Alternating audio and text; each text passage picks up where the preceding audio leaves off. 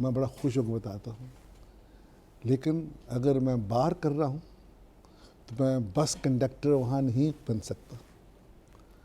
Shahzad Jahangir was a بس conductor. چوری چھپے آج بھی وہ لائسنس اس کا کینسل کر دیتے ہیں. پتہ چلے کہ اگر ڈیورنگ دا بار، میں یہ بات کر رہا ہوں کہ جو رویے ہمارے بنتے ہیں طالب علمی کے درمیان وہ ساتھ جاتے ہیں. انہوں نے تدارک یہ کیا ہوا ہے کہ ونس جینٹلمین آلویز جینٹلمین. تو ہمیں بھی چاہیے کہ یہ جو آپ کیوں دیتے ہیں لیکچرز ایتھکس کے اوپر، there has to some starting point.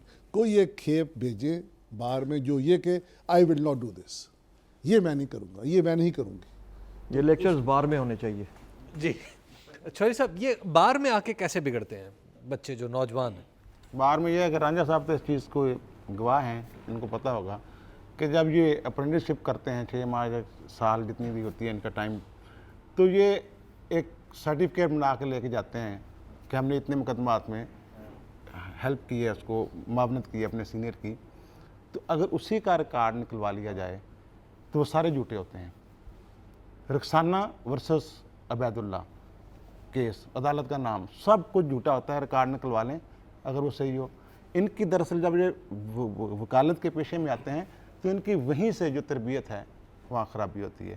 میرا خیال یہ ہے کہ اس میں جو جس جج کے ساتھ انہوں نے، جس وکیل کے ساتھ انہوں نے ٹریننگ لینی ہو، اس کے لیے کم از کم پنجاب بار کونسل کو معیار مقرر کرنا چاہیے کہ اس کی 15 سال کم از کم پریکٹس ہو. جو 3 سال پریکٹس ہے وہ بھی ایک بندے کو اپنے ساتھ جونیئر رکھ سکتا ہے، یہ تو غلط. 15 سال 20 سال اس کا ایک ہونا چاہیے کہ اتنی اس کی پریکٹس ہو، اور پھر وہ کسی جونیئر کو اپنے ساتھ رکھے. عامر صاحب ہمارے بار پریزیڈنٹ تھے، vice chairman Punjab bar council. انہوں نے کہا بھائی قانون کہتا ہے کہ وکیل کا بورڈ جو ہے یہ 1 فٹ بائی 1 زائد ہوگا. انہوں نے، میں سمجھ، بڑی سختی سے کوشش کی، کھوسے کا بورڈ اتارا، بڑی کوشش کی، خود کھمبے پہ چڑھ جاتے تھے. آپ نجیب کوسا صاحب کی بات کر رہے ہیں؟ ہاں، اور بدلا بھی آپ، میں صرف تھوڑا ایگزیجریٹ کر رہا ہوں. خود کھمبے پہ چڑھ جاتے تھے بورڈ اتارنے کے لیے، نہیں اتار پائے.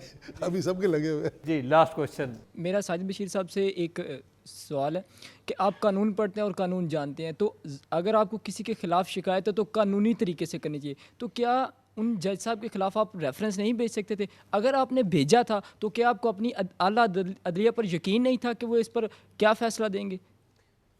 یہ میرا خیال ہے کہ بڑا بنیادی کوشچن ہے کہ اگر ایک سیشن جج کو ہٹانا ہے تو اس کا طریقہ کار کیا ہوگا، اور وہ طریقہ کار کیا اڈاپٹ کیا گیا؟ جی میں نے پہلے بیان کیا، یہ 3 ماہ پرانا سلسلہ تھا، یہ کوئی 3 دن میں نہیں ہوا. یہ سارے مراحل طے ہو چکے تھے. ایون میرا خیال ہے کوئی کم از کم 6-7 دفعہ کوئی چیف جسٹس صاحب سے ملاقات ہو چکی تھی. 2 دفعہ چیف جسٹس آف پاکستان سے ملاقات. نہیں، کیا یہ لیگل راستہ ہے کہ ملاقاتیں کر کے آپ کہیں جی فلاں ٹھیک نہیں ہے اور آپ ہٹا دیں اس کو؟ وہ کہہ رہے ہیں کہ کیا کوئی لیگل راستہ ہے؟ بار کے نمائندے اسی لیے جو ہے نا منتخب کیے جاتے ہیں جو اپنی آواز، جو بار کی آواز ہے وہ پہنچاتے ہیں. ٹھیک ہے، اور یہ معاملہ چونکہ 3 ماہ سے چل رہا تھا اور یہ بارہا سب کے نالج میں تھا. بھائی نے بھی، دوست نے بڑا اچھی بات کی کہ جی کوئی ایکسٹرنل فیکٹرز بھی تھے. جی اس میں واقعی ایکسٹرنل فیکٹرز بھی تھے، لیکن اللہ کا شکر ہے کہ اس میں بار جو ہے وہ آزاد ہے، اور کوئی ایسا جو ہے نا بے شمار قوتیں ایسی ہوں گی جو ابھی بھی چاہتی ہوں گی کہ جان کی کیفیت پیدا رہے، جبکہ بار آزاد ہے. اور بار کا اگر کوئی چھوٹا سا مطالبہ تھا وہ پورا ہوا، اور ہم تو نہیں چاہتے، ہم چاہتے ہیں ڈیلیور کریں ہم لوگوں کو. ماضی میں یہ ہوتا تھا کہ قرارداد پاس کرتا تھا بار، پھر وہ اس کے ساتھ ثبوت بھیجتے تھے، اس میں لکھا ہوتا کہ یہ کرپشن ہے اس کی اور اس کے خلاف کارروائی کی جائے. انہوں نے جو قرارداد دی ہے اور جو ملاقاتیں ہوئی ہیں، انہوں نے ایک بھی ثبوت ایسا نہیں دیا اس کی ریزن کہ وہ جس کی بنیاد پہ اس ہم کو تو کرپشن کا خدا نہ خواستہ کسی پر الزام ہی نہیں لگا رہے، تبدیل کیا جا سکے. ہم تو اور الزام دوسری ہی یہ بات کرپشن کا جس کمیٹی کے سامنے یہ آج پیش ہو کر آئے ہیں، اسی کے ایک رکن کاظم خان صاحب ہیں. وہ کاظم خان صاحب اس کمیٹی میں بھی تھے جو 14 جولائی کو بنی تھی، جس نے اپنی ریکمنڈیشن دی تھی 21 کے قریب وہ تھی. انہوں نے یہ کہیں یہ نہیں لکھا کہ اس کو ٹرانسفر کر دیا جائے زوار شیخ. اسی ایشو پہ وہ کمیٹی بنی تھی. کاظم خان صاحب نے یہ کہا ہے کہ جو جوڈیشل آفیسرز کا معاملہ ہے ان کی ٹرانسفر کا، یہ ڈسپلن کے اندر رہتے ہوئے ہائی کورٹ خود دیکھے، اس کو دیکھنا چاہیے. فائنل کمنٹس جو ہے میں رانجھا صاحب سے اور عامر صاحب سے درخواست کروں گا. رانجھا صاحب بتائیے کہ بینچ اور بار کیا اس وقت متوازن ہے؟ ہم میں بار میں جب سے بار بنی ہے، جب سے جہاں بھی بنی ہے، بہت بڑی گالی ہے ٹاؤٹزم، ایک بڑی گالی ہے. جی لائک وائز ایک اور فریز ہے جج شاپنگ، وہ بھی ہم میں رواج ہے. اور میں سمجھتا ہوں کہ جو ہماری جو برائی نظر آتی ہے ان میں ایک تیسرا ڈال لیں، وہ ہے پوسٹنگ ٹرانسفر آف ججز. اور جب تک آپ تینوں باتوں کو ریشنلائز نہیں کریں گے، start with posting transfer of ججز. آپ لکھا ہوا ہے، لکھ کے لگایا ہوا ہے کوئی سول جج کسی جج سے رابطہ نہیں کرے گا، میننگ دیئر بائی کہ جج صاحب جو ہیں وہ ایک اسٹیشن پہ رہنے کے لیے اپنے ٹینٹیکلز استعمال کرتے ہیں. That's one. اسی طریقے سے ان کو ریموول کی بات بھی ہوتی ہے. جیسے خوف ہے ایک تھانے دار کو کہ مجھے اس تھانے سے ٹرانسفر کر دیا جائے گا، تو وہ تھانے دار نہیں ہوتا، پھر وہ دیہڑی دار بن جاتا ہے. یہی پرابلم ہماری متحدہ عدلیہ میں ہے. There is a looming fear that I will be transfer. لہٰذا تمام جو قباحتیں بری باتیں ہوتی ہیں there sort of sorrow around this fear. دوسری بات جج شاپنگ. اس کا ایک ہی حل ہے کہ رینڈم مارکنگ آف کیسز. ہم آج تک نہیں کر پائے، نہ ہائی کورٹ لیول پہ نہ لوور کورٹ لیول پہ. ہم نے تھانے بانٹے ہوئے ہیں. سو دیر از until there is random marking of cases، یہ جھگڑا چلتا رہے گا. اور چوتھی بات جو ہے ٹاؤٹزم، دیٹس دا بگیسٹ illness اور سکنس ان آر پروفیشن. اس کا تدارک ہونا چاہیے. Lastly closing.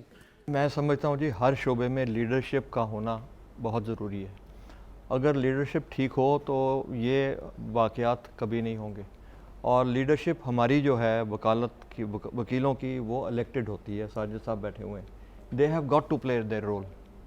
اگر یہ اپنا رول، پہلے زمانے میں ڈسٹرکٹ جج اور جو پریزیڈنٹ آف دا بار تھا ان کا آپس میں رابطہ بہت ایک احترام کا ہوا کرتا تھا اور بہت کچھ وہ حاصل کر لیتے تھے، اور چیف جسٹس تک کو تو جانے کی ضرورت نہیں پڑتی تھی. That was dealt with on a higher level اور ختم ہو جاتا تھا. سو میں یہی گزارش کروں گا کہ the presidents of the bar should realize کہ جس ٹینی پہ بیٹھے ہوئے ہیں اس کو نہ کاٹیں، نیچے گر جائیں گے.